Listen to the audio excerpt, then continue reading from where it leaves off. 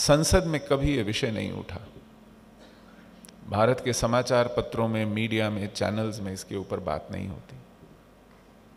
कभी कभार हो जाती है, आमतौर पर नहीं होती।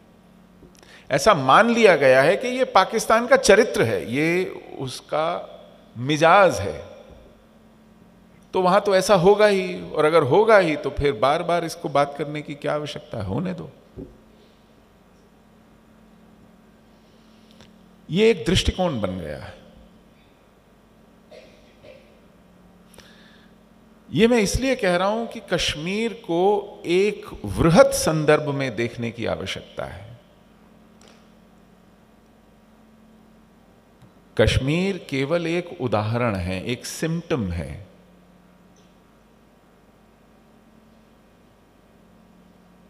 जैसे कैंसर अगर शरीर के किसी एक भाग में हो तो आप ये नहीं कहते कि केवल वह भाग रोगग्रस्त है, वहां पर केवल वो दिखाई पड़ता है या वहां पर वो अपनी उपस्थिति दर्ज करता है। खतरा पूरे शरीर को होता है। तो यदि हम ये भ्रम पाल लें कि वो बहुत दूर किसी जगह पर किसी एक समुदाय का कोई कठिनाई है, कोई पीड़ा है, तो ये हम अपने साथ छल कर रहे हैं, किसी और के साथ नहीं। और कश्मीर का में हो क्या रहा है, क्या वो उसकी जड़ में क्या है, ये जानना जरूरी है। क्यों ये केवल वहां का विषय नहीं है, और ये विषय क्या है। आमतौर पर ऐसा माना जाता है, मैं भी आपसे पूछूं तो आप भी ये कहेंगे कि ये जमीन का झगड़ा है, सीमा का विवाद है। यही सुनने को मिलता है ना, कि पाकिस्तान कहता है कि कश्मीर हमारा है और भारत कहता है कि ये हमारा है। तो वो क्षेत्र है, भूगोल में कुछ पहाड़ियां हैं, कुछ घाटियां हैं, कुछ 1000 वर्ग किलोमीटर का क्षेत्र है। इस पर सीमा विवाद है, भूमि विवाद है। मानो ये कोई रियल एस्टेट का झगड़ा हो, जैसे शहरों में होता है, ये प्लॉट मेरा है, नहीं ये प्लॉट तेरा है। ये बात वो नहीं है।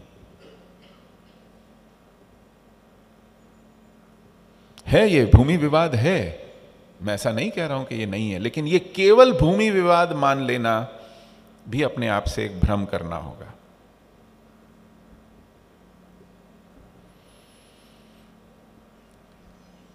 कश्मीर के विषय में हमारी शिक्षा व्यवस्था, हमारी पाठ्य पुस्तकें, हमारा मीडिया या समाज में जो हमारा संवाद है, जो विमर्श है,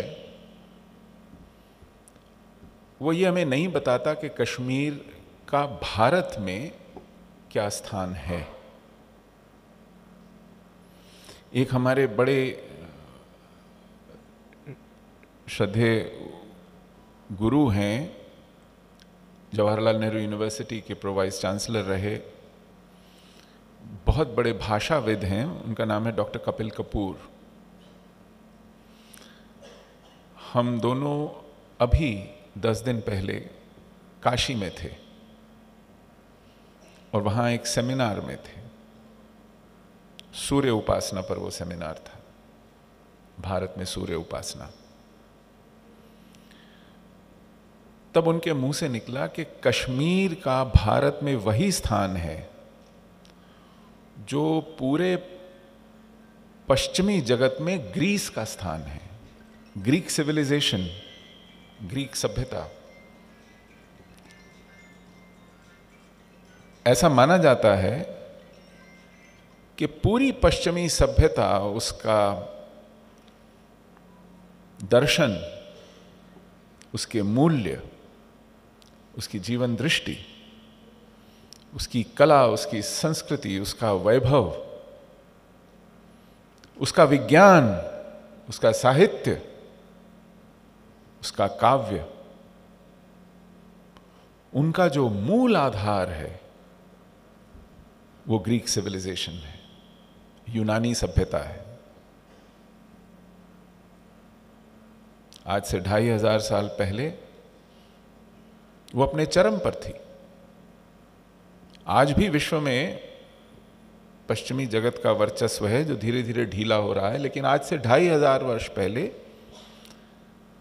जब सभ्यताएं में इतना संपर्क नहीं था, वो अलग अलग थीं, तो ऐसा पश्चिमी जगत मानता है कि वो हमारी पूरी सभ्यता और संस्कृति की जननी थी, मां थी ग्रीक सिविलाइजेशन, जिसके बाद रोमन सिविलाइजेशन आई, लेकिन सबसे पुरानी थी ग्रीक सिविलाइजेशन। तो जब डॉक्टर कपिल कपूर वो भाषाविद हैं जो अंग्रेजी विश्वविद्यालयों में जाकर, ऑक्सफोर्ड और कैम्ब्रिज में जाकर वहां पर अंग्रेजों को शेक्सपियर पढ़ाते हैं, वैसे भाषाविद हैं, छोटे मोटे भाषाविद नहीं हैं। उनके मुंह से मैंने सुना तो मुझे लगा कि ये एक बहुत सटीक उपमा है। मैं आपको कुछ उदाहरण दूंगा। आज अगर आप दुनिया में कहीं जाएं और कहें कि आप भारतीय हैं, तो विदेशी के मन में, मस्तिष्क में जो पहला शब्द को कौंधेगा वो है योग। क्योंकि पिछले कुछ वर्षों में हमारे प्रधानमंत्री जी के अथक प्रयास से एक अंतर्राष्ट्रीय योग दिवस मनाया जा रहा है, जिसने योग को दुनिया के कोने कोने में पहुंचा दिया है और सार्वजनिक कर दिया है। ये कुछ लोगों की सनक नहीं रही है कि मुझे योगा करना है, वो नहीं है। अब एक बड़े वृहद स्तर पर योग, और इसके बारे में कोई विवाद नहीं है कि पूरे विश्व को योग अगर किसी ने दिया है तो वो भारत ने दिया है। तो भारत की पहचान अगर एक शब्द में, जो जिसने कभी भारत देखा नहीं, पढ़ा नहीं, आया नहीं, सुना नहीं, वो भी कहता अच्छा योग वाला भारत। उस योग का आधार है पतंजलि के योग सूत्र, अष्टांग योग उसी में है। ये पतंजलि कश्मीर में हुए और ये कश्मीर में ही लिखा गया।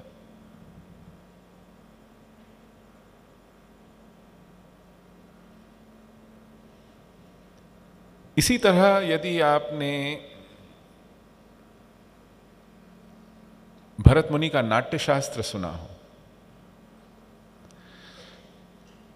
संस्कृत के विद्वान ऐसा मानते हैं कि 4 वेदों के बाद यदि कोई ऐसा ग्रंथ जिसे वेद तुल्य समझा जाए, कुछ लोग तो उसे नाट्य वेद कहते हैं, नाट्यशास्त्र नहीं कहते हैं, संस्कृत के विद्वान उसे नाट्य वेद कहते हैं, वो यदि है तो वो भरत मुनि का नाट्यशास्त्र है।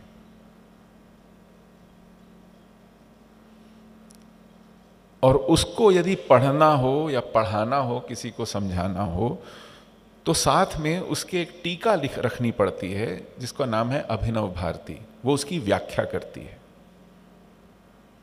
उसके बिना भरत मुनि के नाट्यशास्त्र को पढ़ना लगभग असंभव है। ये इसलिए अभिनव भारती को नाट्यशास्त्र से भी ज्यादा महत्वपूर्ण ग्रंथ माना जाता है। और इस अभिनव भारती के रचयिता थे आचार्य अभिनव गुप्तपाद, जो कश्मीर में हुए आज से लगभग 950 वर्ष पहले। भारत में शायद ही किसी ने उनका नाम सुना हो। आप में से किसी ने सुना हो तो जरा हाथ उठा दो। आचार्य अभिनव गुप्तपाद, एक हाथ, दूसरा हाथ। मैं धन्य हूं, लेकिन इस सभागार में सैकड़ों लोगों के बीच केवल 2 हाथ हैं, तो आप समझ सकते हैं कि हमने अपने साथ क्या छल किया है। ये वो आचार्य अभिनव गुप्तपाद हैं जिन्हें माना जाता है कि पिछले 1000 वर्ष में, पूरे सहस्त्राब्दी में, यदि इस भूमि पर कोई अनन्य विद्वान हुआ है, the tallest intellectual to walk is this earth, this land, उनका नाम है आचार्य अभिनव गुप्तपाद। उनसे पिछली सहस्त्राब्दी में यही दर्जा जगत गुरु आदि शंकराचार्य को दिया जाता था। तुलना नहीं करनी चाहिए, लेकिन संस्कृत के विद्वानों का ऐसा मानना है कि अपने ज्ञान में, अपनी विद्वता में और अपनी कृतित्व में यदि जगत गुरु आदि शंकराचार्य के समकक्ष समानांतर कोई विद्वान पैदा हुआ तो वो आचार्य अभिनव गुप्तपाद थे। कश्मीर में हुए, लगभग 43 ग्रंथ उन्होंने शास्त्र लिखे, जिसमें से केवल 24 अभी उपलब्ध हैं और बाकी के 19 इसलिए उनका पता चलता है वो उपलब्ध नहीं है क्योंकि इन 24 में उनका संदर्भ आता है। तो जब आप इन 24 को पढ़ते हैं तो पता चलता है कि वो अन्य ग्रंथ भी थे जो आज उपलब्ध नहीं है, और इनके विषय इतने वृहत हैं कि समझ में नहीं आता एक व्यक्ति इतनी विधाओं में इतनी विद्वता कैसे प्राप्त कर ले कि जो वो ग्रंथ लिखे उस विषय पर वो उसके आधारभूत ग्रंथ बन जाए उस विषय के।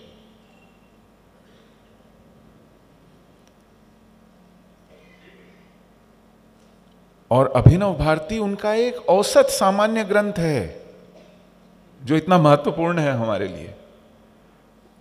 उनका विशिष्ट ग्रंथ है तंत्रालोक, जो कश्मीर की आगमिक परंपरा, तंत्र परंपरा का आधारभूत ग्रंथ है। उन्होंने पणिनि की अष्टाध्यायी पर टीका लिखी। अब पणिनि अष्टाध्यायी, पणिनि कौन थे?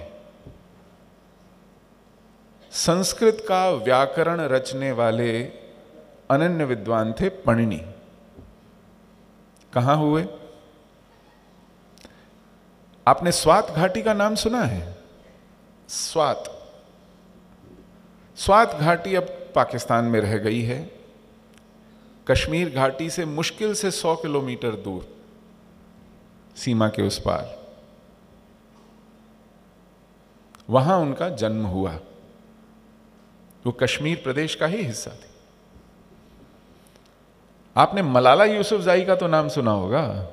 मलाला यूसुफजाई उसी स्वात घाटी में पैदा हुई और उसका नाम दुनिया ने इसलिए सुना क्योंकि वो 8वीं कक्षा में पढ़ती थी और उसके सर पे गोली मार दी गई थी कि तुमको पढ़ने लिखने की आवश्यकता नहीं है, तुम घर जाके बैठो। क्योंकि महिलाएं केवल बच्चा पैदा करने की मशीन है हमारी समाज में, उनके पढ़ने लिखने की कोई आवश्यकता नहीं है। ये उस स्वात घाटी में हुआ जहां पणिनि पैदा हुए थे, जिन्होंने व्याकरण लिखा संस्कृत का, जिस संस्कृत के व्याकरण ने हमें वेद दिए, शास्त्र दिए, और उन शास्त्रों की ज्ञाता विदुषियां दी, गार्गी दी, जो उस समय के ऋषियों मुनियों के साथ शास्त्रार्थ करती थी। मैत्रेयी दी, विदुषियां दी। जब कोई स्थान अपनी संस्कृति से, अपनी सभ्यता से, अपने जीवन मूल्यों से कट जाता है तो वहां गार्गी और मैत्रेयी की जगह मलाला पैदा होती है।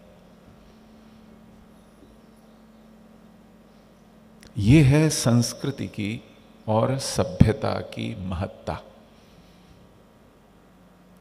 वो मलाला आपके और मेरे किसी पूर्वज सहोदर की ही बेटी है ना। किन परिस्थितियों में धर्मांतरण हुआ, सभ्यता कट गई, छूट गई, और आज ये स्थिति है कि वो पाकिस्तान जाने लायक भी नहीं है। उसको इलाज कराने के लिए यूरोप ले जाया गया, उसको नोबेल पीस प्राइज दिया गया, और पाकिस्तान ने कहा इसको वापस भेजना, इसकी जरूरत नहीं है यहां। ऐसा समाज तैयार हो गया है हमारे पड़ोस में, जहां पाणिनि पैदा हुए थे, जिनके कारण हमें संस्कृत का पूरा वांग्मय मिलता है। उनकी अष्टाध्यायी पर आचार्य अभिनव गुप्तपाद ने टीका लिखी। उन्होंने रस का सिद्धांत दिया, उन्होंने काव्य पर लिखा, उन्होंने अलंकार शास्त्र, एस्थेटिक्स पर जो लिखा, आज दुनिया के 80 से ज्यादा विश्वविद्यालय उसे पढ़ाते हैं। आज भारत में ऐसा कोई विश्वविद्यालय नहीं है जो उसे पढ़ाता हो। ये हमारी त्रासदी है। मतलब अगर आज आपको आचार्य अभिनव गुप्त पर कोई अधिकार से बोलने वाला विद्वान चाहिए हो तो शायद आप इटली जाके राफेल तोरेला से मिलेंगे, आप अमेरिका जाके जेफरी लिडके से मिलेंगे, आप जर्मनी जाएंगे तो वहाँ बेटिना बॉमर हैं। बेटिना बॉमर को आप देखेंगे, आप हैरान हो जाएंगे। उन्होंने अपने नाम के बीच रख दिया है बेटिना शारदा बॉमर। वो बिंदी लगाती हैं, साड़ी पहनती हैं। ये प्रभाव है आचार्य अभिनव गुप्त का आज की एक जर्मन महिला पर, जिस आचार्य अभिनव गुप्त को हम जानते नहीं।